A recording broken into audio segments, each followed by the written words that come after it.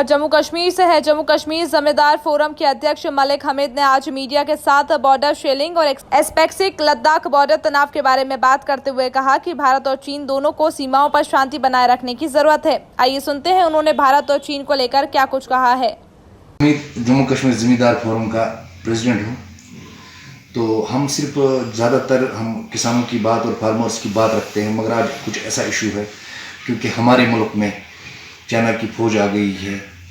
तो ये वक्त लड़ाई झगड़े जंग का नहीं था, ये वक्त था कि लोगों को बचाया जाए, क्योंकि कोविड की इतनी बड़ी परेशानी है दुनिया में, जो बड़ी महामारी है, तो इससे निपटने की बात थी।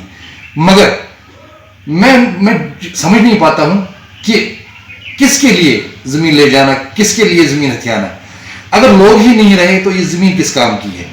मैं चाहता हूँ कि अमन से बात हो। चाइना और हिंदुस्तान की जो रिश्ते हैं, जो अच्छे रिश्ते थे, क्योंकि हमारा बड़ा व्यापार चल रहा है आपस में, तो बातचीत करके इन मसलों की तरफ ध्यान देना चाहिए। क्योंकि जब गोलियां चलती है तब वहां से भी गरीब मरता है और यहाँ से भी गरीब मरता है।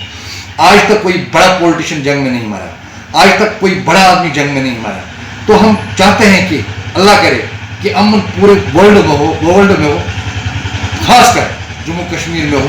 हम रिक्वेस्ट करते हैं चाइना से भी, हिंदुस्तान से भी, अपने मुल्क से भी, कि आपस में बातचीत करके ये मसले हल किए जाए, क्योंकि तबाही का रास्ता, जंग का रास्ता, तबाही का रास्ता ही होता है। तो हम तबाही नहीं चाहते, हम जीना चाहते हैं, अमन से जीना चाहते हैं, सुकून से जीना चाहते हैं, अपने बच्चों को पढ़ाना चाहते हैं, अपने बच्चों को अच्छा इंसान बनाना चाहते हैं, और इस कौम के लिए अपने बच्चों को तैयार करके वो इस कौम में, इस मुल्क में वो एक दूसरे के लिए प्यार मोहब्बत से रहें, एक दूसरे के लिए काम आए, एक दूसरे के लिए मोहब्बत लेकर आए।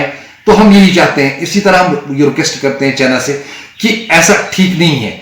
इस सदी में जो अब सिर्फ तरक्की और अमन के लिए जो लोग काम करते हैं, पूरी दुनिया काम कर रही है, तो हम चाहते हैं कि चाइना भी इसी रास्ते पर चलें और अपना हमारा जो ज़मीन उन्होंने खाया है, हमारे ज़मीन की जो आगे बॉर्डर के अंदर आए हैं, वो छोड़ के आपस में प्यार और मोहब्बत से रहें। क्योंकि जंग किसी भी चीज़ का हल नहीं है। जंग के बाद भी बातचीत होती है, इसलिए पहले बातचीत ही की जाए, जंग न की जाए। और दूसरी बात यह है कि पाकिस्तान और हिंदुस्तान का बॉर्डर, जो चाहे कैरन हो, चाहे आरएसपुरा हो, चाहे वहाँ क्या बोलते हैं गुलाबगढ़ हो, उड़ी हो, वहाँ से भी फायरिंग, यहाँ से भी फायरिंग, रोज फायरिंग होती है। मरता कौन है? यहाँ का आदमी, यहाँ का गरीब मरता है। मरता कौन है? वहाँ का गरीब मरता है।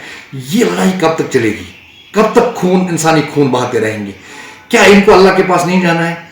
क्या इनको ऊपर वाले के आगे जवाब नहीं देना है?